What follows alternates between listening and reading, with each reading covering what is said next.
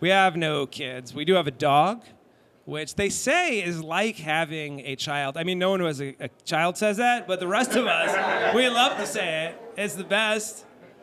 You ever tell a parent that you're a parent because you have a dog? Try that shit with a cat. They're not listening to that at all. A dog will entertain you for a minute. I have a lot of friends who are new parents, and I try to get in on those new parent conversations.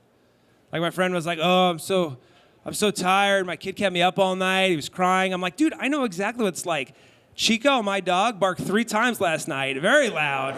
Very annoying. Dude, we're in it together." He's like, "That's not the same thing." I'm like, "Well, did you try to make him give you the paw? Have you tried that?"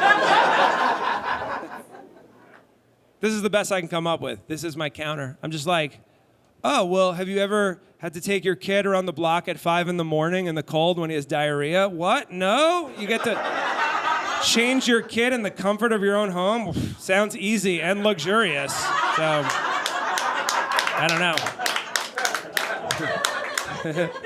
That's all I got. My dog's a little bit of a humper. He humps. You bring him to the dog park, he's trying to fuck everything. One time he's humping a French bulldog. I get it, sexy dog. And I pulled him off, and it was a male dog.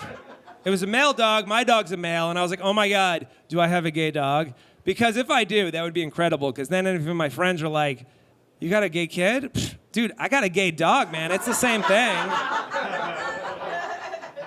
You gotta love him, give him treats, a rainbow collar. I'll tell you what, there was one thing I was not prepared for as a parent of a dog. One thing I wasn't prepared for, and that is full-on dog boner. Have you ever seen this monstrosity? Oh my God. I'm not talking about the dick coming out a little bit. I'm talking about full-on where it looks like they humped their dick out of their fur. Have you ever seen this horror show? When my dog was a puppy at the dog park, I got him a little too late. I pulled him off, and I was like, "Oh man, he needs to go to the hospital." Now, when I say the hospital, I'm not a moron. I don't mean the real hospital. I wasn't gonna bring him in and they're like, "Oh, your dog's boner? All right, you'll be seen after the guy who got shot and the guy who got stabbed. Definitely third. Have a seat." But I thought something was wrong. And I went up to my girlfriend and I'm like, "Chico has to go to the hospital." And we looked, and she started to freak out because we're new parents.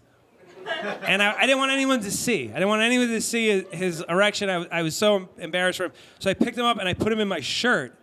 And I carried him out of there like he was like a disgraced CEO on a perp walk. And I just carried him out. And I'm not a brave man. But in probably the bravest moment of my life, when we're leaving the gate to the dog park, I turn to my girlfriend and I go, "Don't worry, we'll get through this." And she goes, "Chico's boner?" And I go, "Precisely." So we go to the animal hospital, we're waiting there, and then it just starts to go down. And I Google it, and they're like, "Yeah, it's normal." And I'm like, "We gotta get out of here before they charge us." And then they're like, as they're calling us to go in, I just scoop them, put them back up in my sweatshirt, and I just walk out of there. I'm like, "What? There ain't no dog in here. There ain't been a dog in here in 30 years. And we just leave. And I gotta be honest, guys, it's my fault because I forgot about the first rule of dog boner, which is this. If your dog gets a dog boner that's not going down, what you have to do is you have to take him, you have to unplug the boner, let it sit for a minute, plug it back in, it resets, and you are good.